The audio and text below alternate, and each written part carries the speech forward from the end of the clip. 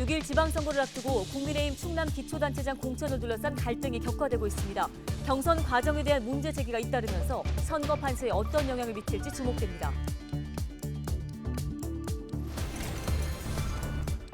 충남 지방선거 여야 후보자 공천이 대부분 마무리된 가운데 최종 후보 등록이 오늘 12일과 13일 이틀간 이어집니다. 본격적인 선거운동을 앞두고 지방선거 열기가 고조되고 있습니다. 충남교육청이 내포 신도시에 초등학교와 중학교 신설을 추진합니다. 교육부가 최종 승인할 경우 2025년에 개교하는데 내포 신도시 학교 과밀화 해소가 기대됩니다.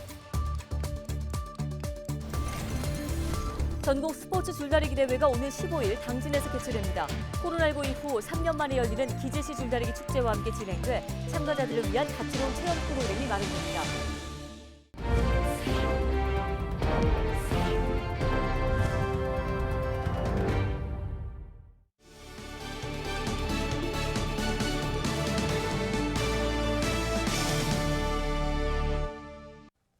여러분 안녕하십니까? 헬로티비 뉴스입니다.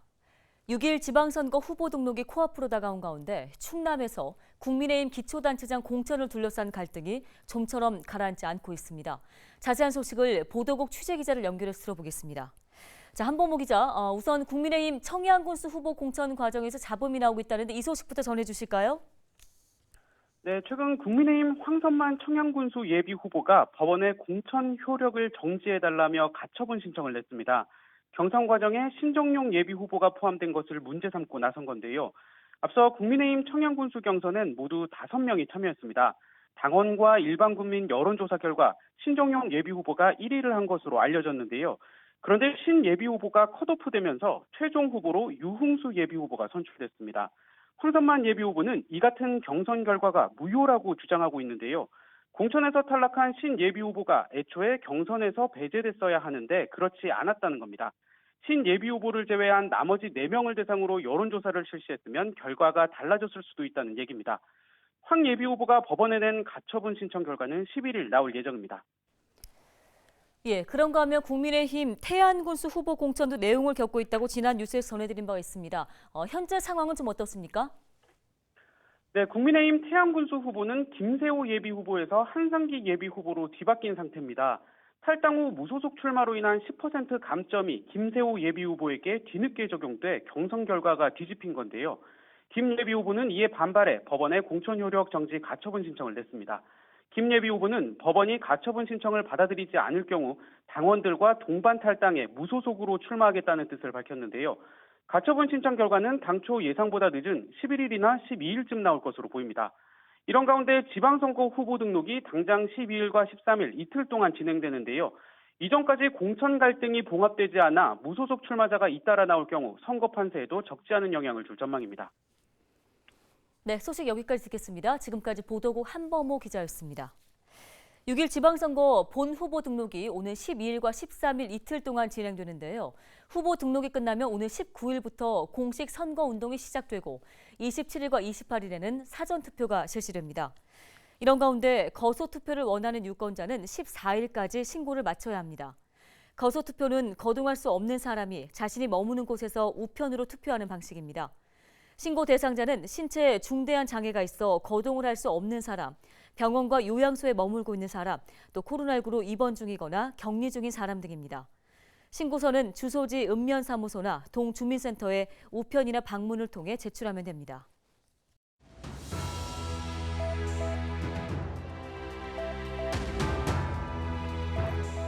(2,891만 원). 유권자의 한 표를 경제적 가치로 환산한 금액입니다. 2018년 기준 기초단체장 임기 4년 동안의 예산은 1,240조 원. 유권자 수 4,290만 명으로 나누게 되면 3천만 원이 조금 못 되는 금액이 나오게 됩니다. 결코 무시할 수 없는 예산이 유권자 손에 달려있는 셈이죠. 실제로 과거 한 표 차이로 당락이 결정된 사례가 있었습니다. 지난 2008년 고성군수 선거 당시에 황정국 후보가 4,597표로 4,596표를 얻은 윤승근 후보를 단 한 표 차이로 이기고 당선됐습니다. 5월 10일은 유권자의 날입니다. 선거의 의미를 되새기고 투표 참여를 독려하기 위해 중앙선거관리위원회가 2012년에 제정한 법정 기념일인데요. 우리나라 최초로 민주적인 국회의원 선거가 치러진 1948년 5월 10일을 기념해서 지정됐습니다. 6월 지방선거 20여일 앞으로 다가왔습니다. 투표의 가치를 곰곰이 생각해보면 나의 한 표가 우리 지역의 미래를 좌우한다 해도 과언이 아닐 텐데요. 자, 나의 한 표, 그 무게가 느껴지십니까? 데일리 브리핑이었습니다.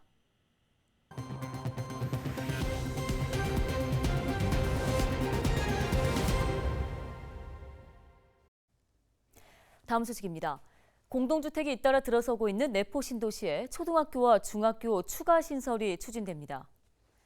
충남교육청은 가칭 홍성대동초와 홍성주촌중 신설 계획이 재정 투자 심사를 통과해 오는 7월 교육부에 심사를 의뢰할 예정이라고 밝혔습니다. 신설이 확정될 경우 이들 학교는 2025년에 개교할 예정인데요. 충남교육청은 학교가 추가로 설립되면 내포 신도시의 학급 과밀화가 해소될 것으로 보고 있습니다.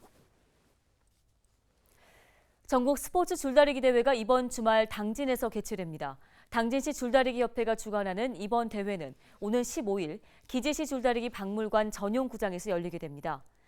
대회는 기제시 줄다리기 축제 기간에 함께 열리게 되며 참여자들은 넷플릭스 드라마 오징어 게임 복장으로 스포츠 줄다리기를 체험할 수 있습니다. 스포츠 줄다리기는 지난 1999년 국내에 처음 도입됐고 당진시는 2009년 제6회 아시아 줄다리기 선수권 대회를 성공적으로 치른 바 있습니다.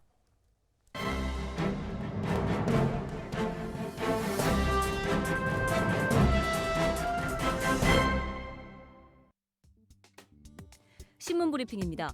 윤석열 정부의 임기가 본격화되면서 국가 균형 발전의 중심축인 충청권은 국정 동력의 최대 거점으로 꼽히고 있습니다. 윤 대통령이 강조했던 중원 신산업 벨트의 핵심지이자 국가 발전을 이끌 핵심 자원이 대거 포진돼 있는 만큼 충청의 발전이 곧 미래 국가의 경쟁력을 좌우할 것으로 전망됩니다. 10일 윤석열 대통령이 공식 취임하면서 새 정부가 국정 운영을 시작한 가운데 충청권 4개 시도의 발걸음이 빨라졌습니다. 새롭게 출범하는 윤 정부와의 적극적인 협력과 소통이 요구됨은 물론 각 시 도정 정책에 있어 크고 작은 변화가 불가피해지며 대응 전략 마련에 분주한 모습입니다. 여기에 다음 달 지방선거까지 맞물려 당분간 모든 지역이 윤 정권의 초심 잡기에 사활을 걸 수밖에 없는 상황인데요. 이번 국정과제에는 대통령 세종 집무실, 금융 메카, 국방산업클러스터, 충청권 메가시티 등 국가의 혁신 성장과 직결되는 굵직한 메가톤급 지역 현안이 대거 포함되어 있습니다. 앞서 윤 정부의 충청권 공약에는 충남은 충청 내륙철도, 중부권 동서횡단철도 건설, 내포 신도시 탄소 중립 시범도시 조성, 첨단 국가산업단지, 국방산업클러스터 조성, 공공기관 충남혁신도시 이전 추진이 담겨 있습니다. 일각에서는 세종의 행정기능, 대전의 풍부한 과학기술 자원, 충남 충북의 제조, 신산업 경쟁력 등 충청권 역량이 국가 경쟁력으로 이어지려면 정부 차원의 보다 적극적인 지원이 동반돼야 한다고 강조합니다. 같은 맥락으로 전 정부에서 중단된 혁신도시 시즌2 사업도 본 궤도에 올라 지정지인 대전, 충남이 표류된 2차 공공기관 이전 계획도 구체화돼야 합니다. 혁신도시는 공공기관 지방 이전을 통해 지역 균형 발전을 촉진하기 위한 중요한 역할을 해왔던 만큼 윤 정부의 지방시대 실현을 위해 빠질 수 없는 최우선 정책 과제입니다. 이 밖에 항공우주청 유치 등의 불씨도 남아있어 더욱더 강력한 지역 내 결집과 공조가 요구됩니다. 지금까지 신문 브리핑이었습니다.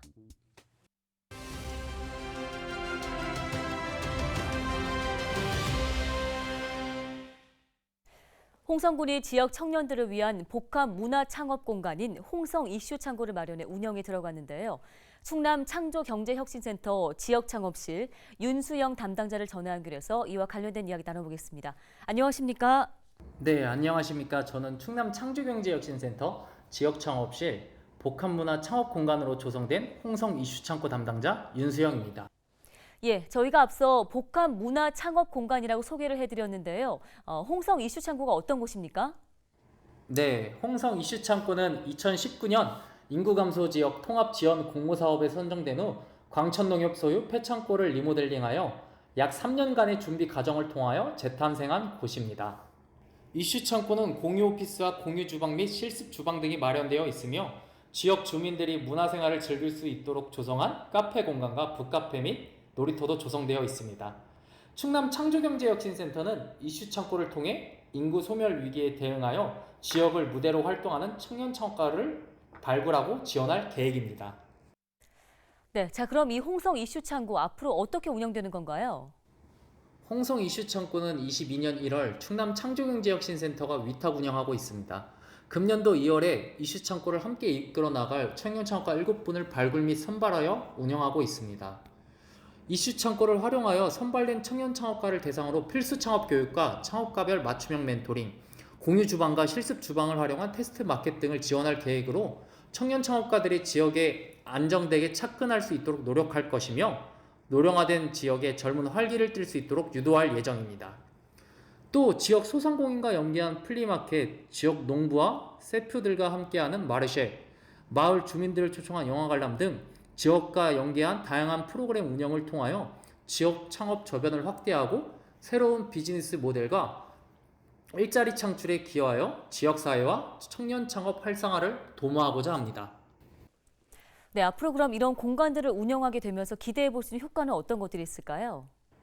네, 저는 이러한 공간과 다양한 지역 및 문화 자원을 연계하여 원도심과 신도심을 연결해주는 양질의 프로그램 및 컨텐츠를 개발하여 신도시와 원도심을 연결해주는 주요 거점 공간이 되길 기대하고 있습니다. 네, 말씀 잘 들었습니다. 지금까지 충남 창조경제혁신센터 지역창업실 윤수영 담당자와 함께 이야기 나눠봤습니다.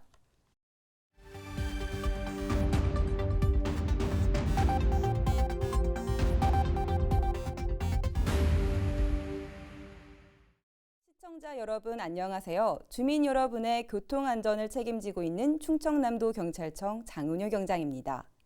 사고 현장이 담긴 블랙박스 영상을 통해 교통안전 수칙을 점검해 보고 있는데요. 오늘은 홍성의 한 교차로에서 일어난 사고 영상부터 만나보겠습니다.